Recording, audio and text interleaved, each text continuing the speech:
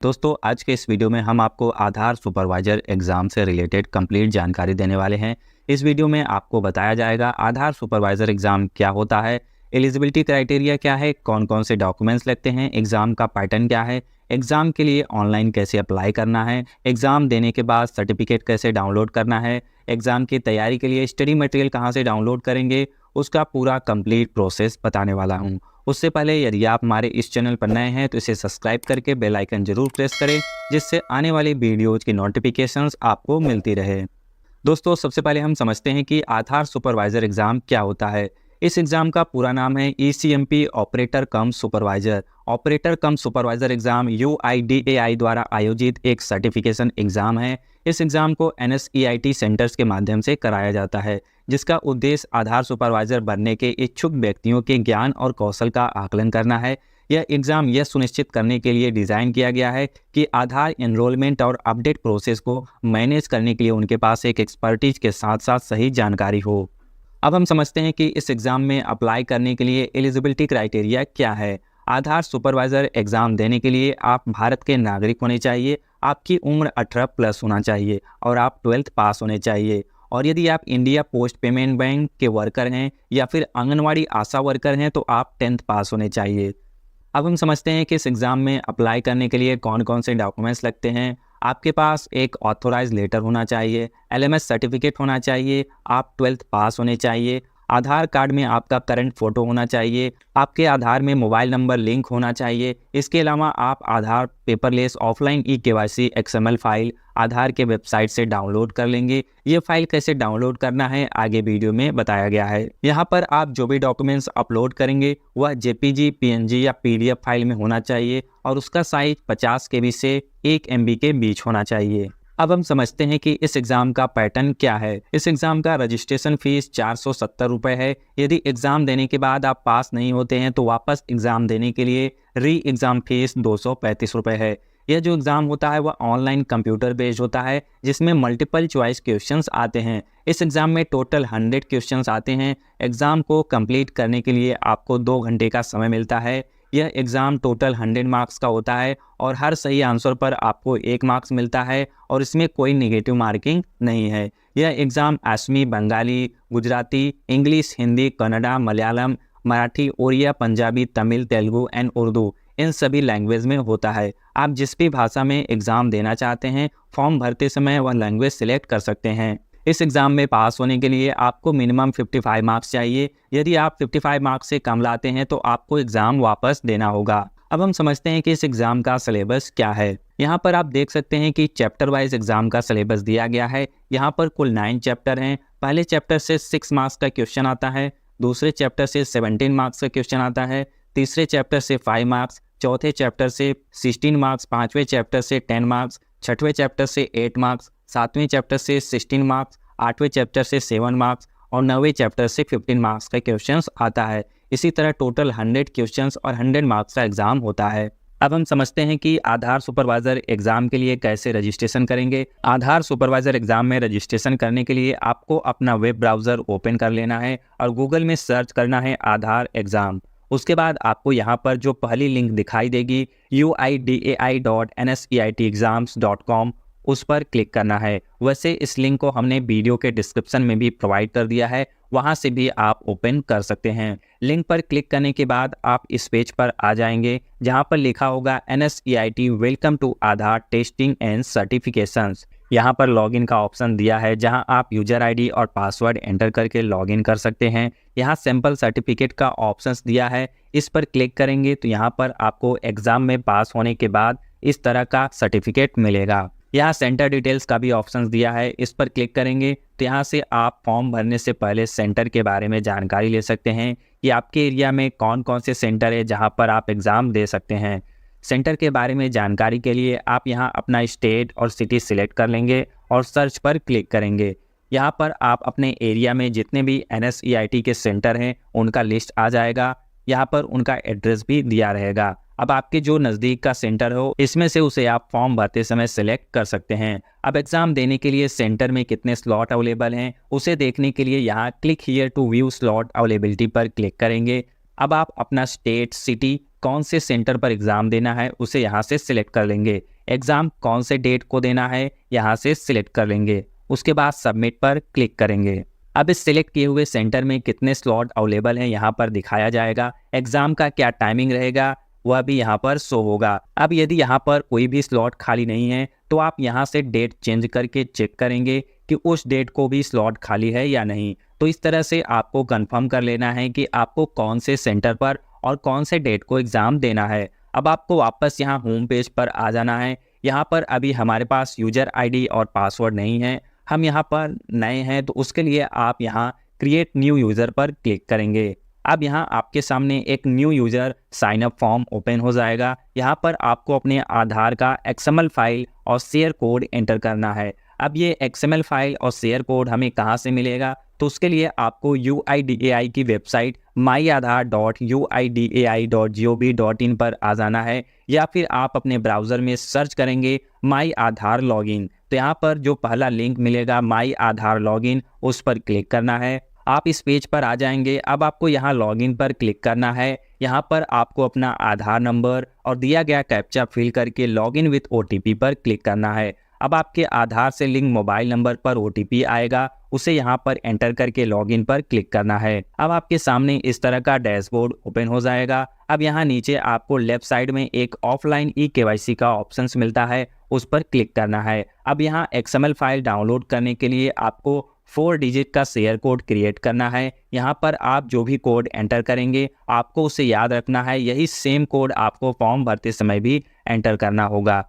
अब यहाँ 4 डिजिट का कोड अपने हिसाब से एंटर करके डाउनलोड पर क्लिक करना है। अब आपके कंप्यूटर में ये फाइल डाउनलोड हो चुका है। अब हम वापस आधार एग्ज़ाम के एप्लीकेशन फॉर्म पर आते हैं। अब हमने जो XML फाइल डाउनलोड किया है उसे यहाँ चूज फाइल पर क्लिक करके सिलेक्ट कर लेना है और फिर यहाँ अपलोड पर क्लिक करना है। अब आपके सामने इस तरह का एक पॉपअप आ जाएगा, XML फाइल अपलोडेड सक्सेसफुली। अब आपको ओके पर क्लिक कर देना है। अब यहाँ पर आपको वही सेम शेयर कोड एंटर करना है जो आपने XML फाइल डाउनलोड करते समय दिया था। उसके बाद एक्सट्रैक्ट पर क्लिक करना है। अब आपके सामने इस तरह का एक पॉपअप आ जाएगा, डेटा एक्सट्रैक्टेड सक्सेसफुली। अब आपको ओके पर क्लिक कर देना है। अब यहाँ पर आधार लिंक मोबाइल नंबर एंटर करके वैलिडेट पर क्लिक करना है। आपके सामने इस तरह का एक पॉपअप आ जाएगा, मोबाइल नंबर वैलिडेटेड सक्सेसफुली। अब आपको वापस ओके पर क्लिक कर देना है। देन आपको यहाँ सेंड मोबाइल OTP पर क्लिक करना है। आपके मोबाइल नंबर पर OTP जाएगा, उसे यहाँ पर एंटर करके वेरीफाई OTP पर क्लिक करेंगे।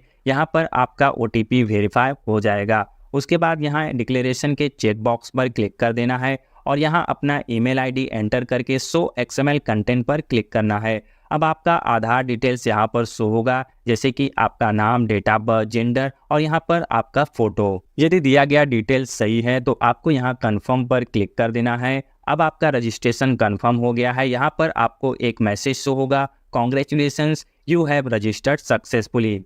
और यहाँ पर आपका यूजर आईडी और पासवर्ड दिया रहेगा, उसे कहीं पर नोट कर लेना है। आपके ईमेल आईडी पर भी यूजर आईडी और पासवर्ड सेंड कर दिया जाता है। अब आपको यहाँ क्लिक हियर टू लॉगिन पर क्लिक करना है। अब यहाँ अपना यूजर आईडी और पासवर्ड एंटर करके साइन इन पर क्लिक करना है। यदि आप फर्स्ट टाइम लॉगिन कर रहे हैं तो आपके सामने चेंज पासवर्ड का एक ऑप्शन आ जाएगा। यहाँ पर आपको अपना पासवर्ड चेंज कर लेना है। पासवर्ड चेंज करने के लिए आप यहाँ अपना ओल्ड पासवर्ड यानी रजिस्ट्रेशन के बाद जो आपको पासवर्ड मिला है उसे यहाँ पर एंटर करना है। अब न्यू पासवर्ड और कंफर्म न्यू पासवर्ड में अपना नया पासवर्ड एंटर कर लेंगे। फिर यहाँ आपको सीक्रेट क्वेश्चन सिलेक्ट करना है और यहाँ पर उसका आंसर देना है। यह सीक्रेट क्वेश्चन इसलिए ऐड कराया गया है कि भविष्य में यदि आप इसका पासवर्ड भूल जाएं तो पासवर्ड को रिकवर करने के लिए यह सीक्रेट क्वेश्चंस और आंसर काम आएगा। अब यहाँ आपको चेंज पासवर्ड पर क्लिक कर देना है। आपके सामने एक मैसेज आ जाएगा, your password has been change successfully. अब आपको यहाँ क्लोज पर क्लिक कर देना है। अब आप एप्लीकेशन फॉर्म के अंदर लॉगिन हो चुके हैं। यदि आप पासवर्ड चेंज करने के बाद लॉग आउट हो जाते हैं तो आपको वापस अपना यूज़र आईडी और नया पासवर्ड एंटर करके लॉगिन कर लेना है। अब आपके सामने एक इंस्ट्रक्शंस फॉर्म ओपन हो जाएगा, आपको इसे रीड कर लेना है। उसके बाद आप नीचे स्क्रॉल करेंगे, यहाँ आपको चेक बॉक्स पर क्लिक करके कंटिन्यू पर क्लिक करना है। अब आपको यहाँ अपनी बेसिक डिटेल्स भरना है, जैसे एजुकेशन डिटेल्स में आपको अपना एजुकेशन सिलेक्ट कर लेना है। लेवल ऑफ एग्जाम में आपको 2 ऑप्शन मिलते हैं, एक operator child enrolment lite client के लिए और दूसरा ECMP ऑपरेटर कम सुपरवाइजर। यदि आप चाइल्ड आधार का काम करना चाहते हैं तो आप पहला वाला ऑप्शन सिलेक्ट करेंगे, लेकिन हम यहाँ पर सुपरवाइजर एग्जाम के लिए अप्लाई कर रहे हैं तो यहाँ हमें सेकंड ऑप्शन ECMP ऑपरेटर कम सुपरवाइजर को सिलेक्ट कर लेना है। अब आपको एग्जाम लैंग्वेज सिलेक्ट करना है। यहाँ पर बहुत से लैंग्वेज का ऑप्शन दिया गया है, इसमें से आप जिस भी लैंग्वेज में एग्जाम देना चाहते हैं उसे सिलेक्ट कर लेंगे। जैसे यहाँ पर हमें हिंदी लैंग्वेज में एग्जाम देना है तो हम यहाँ हिंदी सिलेक्ट कर लेंगे। अब यहाँ आपको अपना एनरोलमेंट एजेंसी कोड और रजिस्ट्रार कोड सेलेक्ट करना है। एग्जाम देने के लिए आपने जो ऑथोराइज लेटर लिया है उसके अंदर ये डिटेल्स दिया रहता है। यदि आपको ऑथोराइज लेटर CSC की तरफ से मिला है तो आप यहाँ एनरोलमेंट एजेंसी कोड में 2906 CSC बैंक BC सिलेक्ट करेंगे और रजिस्ट्रार कोड में 221 CSC ई-गवर्नेंस सिलेक्ट कर लेंगे। उसके बाद नीचे आपको सेंटर डिटेल सिलेक्ट करना है, जहां पर आपको एग्जाम देना है उसका स्टेट, सिटी और सेंटर का नाम सिलेक्ट कर लेना है। उसके बाद यहां सेव एंड कंटिन्यू पर क्लिक करना है। अब आपके सामने अपलोड डॉक्यूमेंट्स का ऑप्शन आ जाएगा। यहाँ पर आपको अपना एजुकेशन डॉक्यूमेंट्स और ऑथोराइज लेटर अपलोड कर लेना है। पहले यहीं पर LMS सर्टिफिकेट भी अपलोड करने का ऑप्शन दिया रहता था, लेकिन अभी कुछ समय के लिए इसे हटा दिया गया है। जब तक हटाया गया है तब तक आप इसका बेनिफिट या लाभ उठा सकते हैं। ध्यान रहे यहाँ पर आप जो भी डॉक्यूमेंट्स अपलोड करेंगे उसका साइज 50 KB से 1 MB के बीच होना चाहिए और जो फाइल यहाँ आप अपलोड करेंगे उसके नाम में स्पेस नहीं होना चाहिए। अब जैसे ही आपका डॉक्यूमेंट्स अपलोड हो जाए उसके बाद कंटिन्यू पर क्लिक करेंगे। अब तक आपने जो भी डिटेल्स भरा है वह यहाँ पर आपको दिखाई देगा। अब यहाँ आपने जो डॉक्यूमेंट्स अपलोड किया है उसे आपको वेरीफाई करना है। उसके लिए आपको वेरीफाई डॉक्यूमेंट पर क्लिक करना है। अब यहाँ आपने जो डॉक्यूमेंट्स अपलोड किया है यदि वह सही है तो आप यहाँ चेक बॉक्स पर क्लिक करके सेव पर क्लिक करेंगे तो आपका डॉक्यूमेंट वेरीफाई हो जाएगा। उसी तरह आपको ऑथोराइज लेटर भी वेरीफाई कर लेना है। यदि आपको लगता है कि कोई गलत डॉक्यूमेंट्स अपलोड हो गया है तो यहाँ एडिट पर क्लिक करके आप डॉक्यूमेंट्स को फिर से अपलोड कर सकते हैं। डॉक्यूमेंट्स वेरीफाई होने के बाद आपको प्रोसीड टू सबमिट फॉर्म पर क्लिक करना है। अब यहाँ पर आपने जो फॉर्म भरा है उसका डिटेल आ जाएगा। आपको सभी डिटेल्स एक बार अच्छे से चेक कर लेना है। उसके बाद यहाँ डिक्लेरेशन बॉक्स पर क्लिक करके सबमिट एप्लीकेशन फॉर्म पर क्लिक करना है। अब यहाँ पर आपका जो एप्लीकेशन फॉर्म है वह सबमिट हो चुका है। अब आपको यहाँ पेमेंट वाले ऑप्शंस पर आ जाना है। यहाँ पर आपको educational details, level of exam और एनरोलमेंट एजेंसी या रजिस्ट्रार को चेंज करने का भी ऑप्शन मिल जाता है।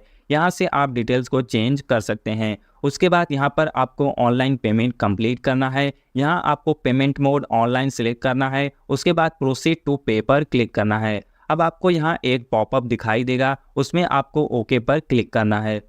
अब आप पेमेंट पेज पर आ जाएंगे। यहाँ पर आप debit card, credit card, internet banking या UPI के माध्यम से अपना पेमेंट कंप्लीट कर सकते हैं।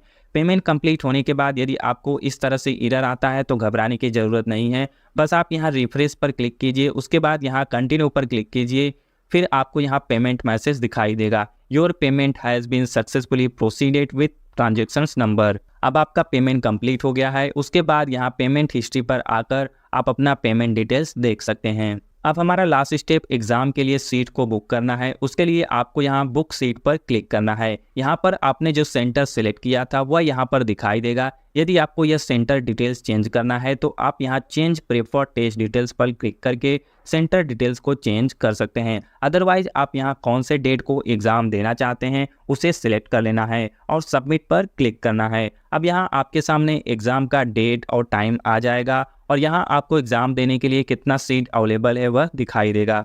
अब सीट को बुक करने के लिए यहाँ बुक पर क्लिक करेंगे। उसके बाद आपके सामने इस तरह का एक पॉपअप आ जाएगा जिसके अंदर आपके एग्जाम से रिलेटेड डिटेल्स दिया रहेगा।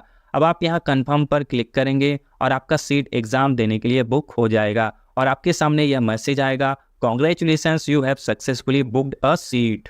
अब आपको यहाँ क्लोज पर क्लिक कर देना है और आपका एडमिट कार्ड यहाँ पर शो करेगा।